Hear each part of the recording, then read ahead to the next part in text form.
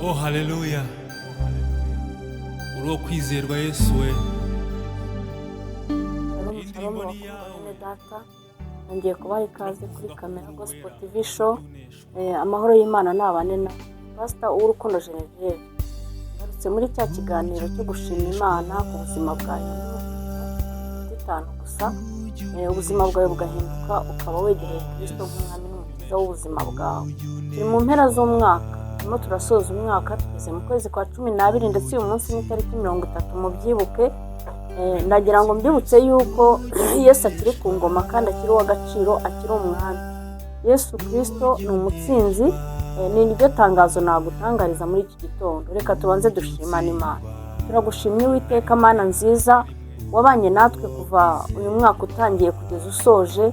Uyu munsi mwami Yesu Kristo twongeye kugaruka imbere y'ubwiza bwawe tukuvuga ngo urera urera urera, izina ryawe niryubahwe. Ubwami bwawe buze mu mitima yacu, buze mu misokoro, mu ngingo, mu magufa hose. Abakuramya bose n'abakwizeye ubahe gukiranuka no gutunganira imbere yawe. Turabigushimiye kuri kumwe natwe mukunzi mwiza, tubyizereye mu izina ry'umucunguzi wacu Yesu Kristo. Tugiye kuganira ijambo ry'Imana rero, turasoma Yesaya igice cya 42, hanyuma dusome kuri uyu murongo wa 16. Impumyi nzaziyobora inzira zitazi, zinyuze mu tuyira zitigeze kumenya. Umwijima nzawuhindurira umucyo imbere yazo, n'ahagoramye nzahagorora. Ibyo nzabibakorera kandi sinzabahana.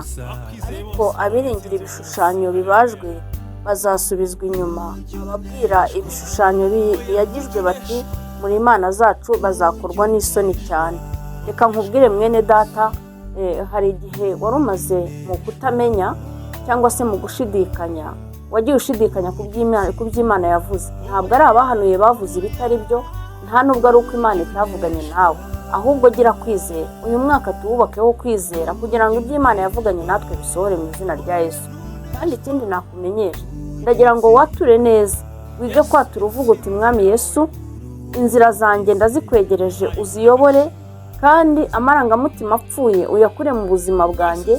Kuva uyu munsi ntangire guhura n'ibimenyetso by'ibyiza, ntangire kubona ibyiza ku buzima bwanjye, ntangire kubona amahoro, ntangire kubona umutekano, ntangire kubona umunezero kandi ubuntu bw'Imana busaga. Icyubahiro cy'Uwiteka Imana kigere ku buzima bwawe. Reka nkwibutse ko Imana ari y'amasezerano kandi yasezeranije irasohoza. Rero urarindwe, urahirwe kandi ubuntu bw'Imana bubane nawe. Icyubahiro cy'Uwiteka Imana kigota ubuzima bwawe, kigota ihema ryawe. Abisirayeli ngo bageze ku nyanja ngo ntibigeze bareba uburebure bw'iyo nyanja, ahubwo bashize ubwoba ngo bagendera mu mwuka.